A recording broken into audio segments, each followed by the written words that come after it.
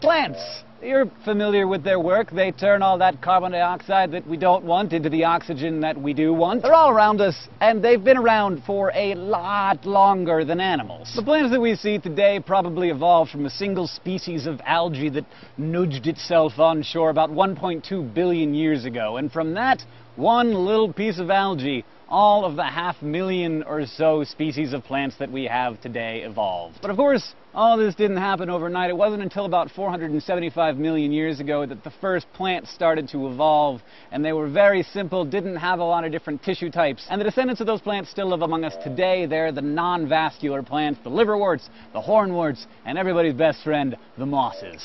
Fuzzy. Now, yeah, it's clear that these guys are less complicated than an orchid or an oak tree, and if you said that they were, less beautiful, you probably wouldn't get that much argument from me. But by now, I think you've learned enough about biology to know that when it comes to the simplest things, sometimes they're the craziest of all. Because they evolved early in the scheme of things, they were sort of able to evolve their own set of rules, so much like we saw with archaea and protists and bacteria. Non-vascular plants have some bizarre features and some kooky habits that seem to us like kinda just like, what? Especially when it comes to their sex lives. The main thing to know about non-vascular plants is their reproductive cycle, which they inherited from algae but perfected to the point where now it is used by all plants in one way or another. And there are even traces of it in our own reproductive systems.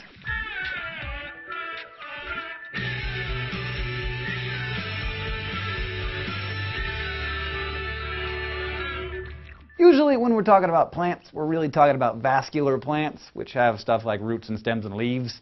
Those roots and stems and leaves are actually tissues that transport water and nutrients from one part of the plant to another. As a result, vascular plants are able to go all giant sequoia. The main defining trait of non-vascular plants is that they don't have specialized conductive tissues. Since they don't have roots and stems, they can't reach down into the soil to get water and nutrients. They have to take moisture in directly through their cell walls and move it around from cell to cell through osmosis, while they rely on diffusion to transport minerals. Another thing non-vascular plants have in common is limited growth potential, largely because they don't have tissues to move the good stuff around, or woody tissue to support more mass. The way for them to win is to keep it simple and small. So small that when you look at one of these dudes, you sometimes might not know what you're looking at. And finally, non-vascular plants need water for reproduction. This is kind of a bummer for them because it means that they can't really survive in dry places like a lot of vascular plants can, but I'll get back to that in a minute. Other than that, non-vasculars are true plants. They're multicellular, they have cell walls made of cellulose, and they use photosynthesis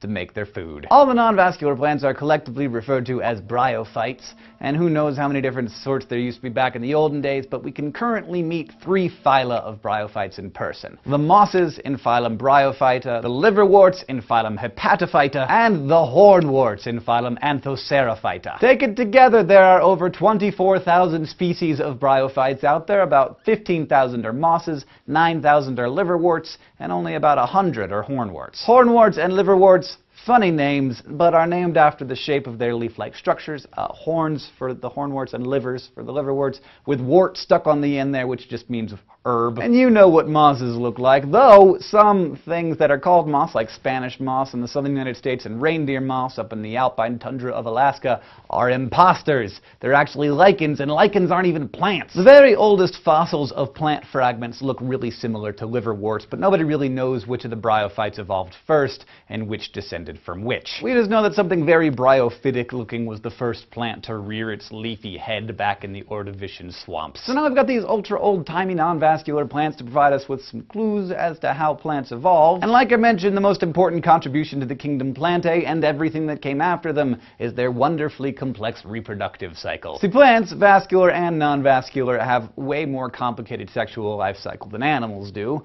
With animals, it's pretty much a one-step process. 2 haploid gametes, one from the mom, one from the dad, come together to make a diploid cell that combines the genetic material from both the parents. That diploid cell divides and divides and divides and divides until, voila, the world is one marmot or grasshopper richer. Plants, on the other hand, along with algae and a handful of invertebrate animal species, have evolved a cycle in which they take on 2 different forms over the course of their lives, one form giving rise to the other form. This type of reproductive cycle is called alternation of generations, and it evolved first in algae, and many of them still use it today. However, the difference between algae and plants here is that in algae, both generations look pretty much the same.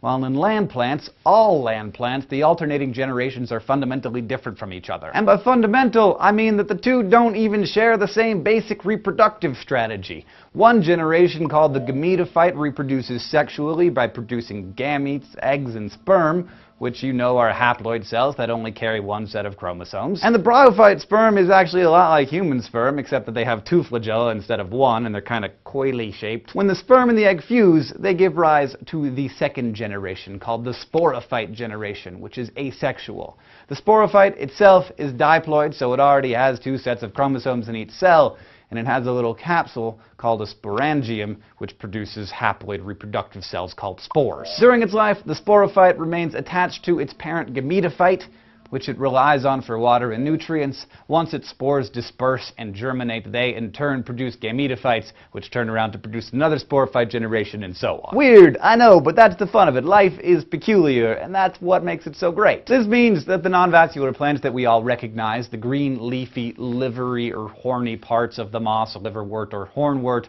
are actually gametophytes. Sporophytes are only found tucked inside the females, and they're super small and hard to see. So in the gametophyte generation, individuals are always either male or female.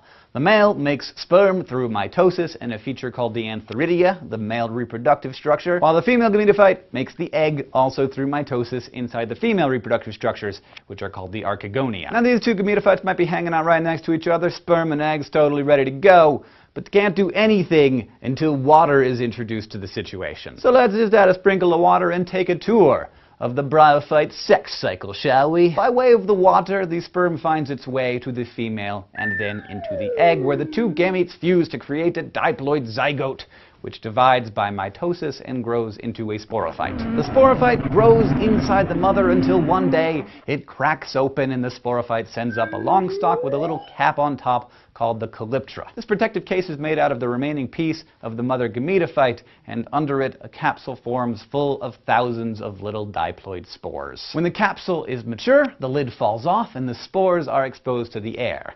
If humidity levels are high enough, the capsule will let the spores go to meet their fate. Now, if one lands on a basketball court or something, it will just die if it doesn't get water. But if it lands on moist ground, it germinates, producing a little filament called the protonema. That gives rise to buds. These eventually grow into a patch of moss, which is just a colony of haploid gametophytes.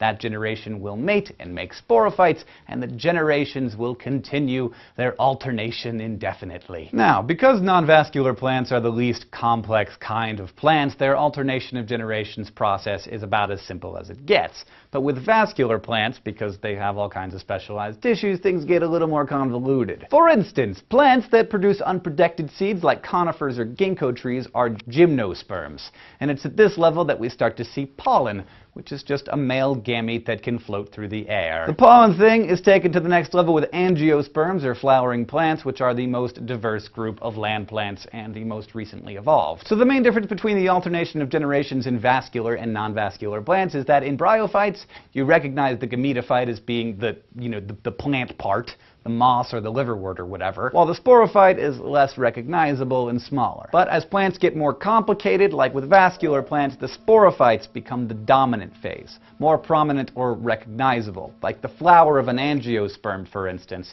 is itself actually the sporophyte. Now, I maybe just stuck a spoon in all the stuff that you learned and stirred it up to confuse you more, but we'll get into this more when we talk about the reproduction of vascular plants. But whether they have a big showy sporophyte like a flower or a little damp gametophyte like a moss, all land plants came from the same tiny little ancient non-vascular plant who just put their sperm out there hoping to find some lady gametophyte they could call their own. And I think that's kind of sweet. Thank you for watching this episode of Crash Course Biology, and thanks to all the people who helped put it together. There's a table of contents over there if you want to go review anything, and if you have any questions for us, we're on Facebook and Twitter, and of course we're down in the comments below. Thanks a lot.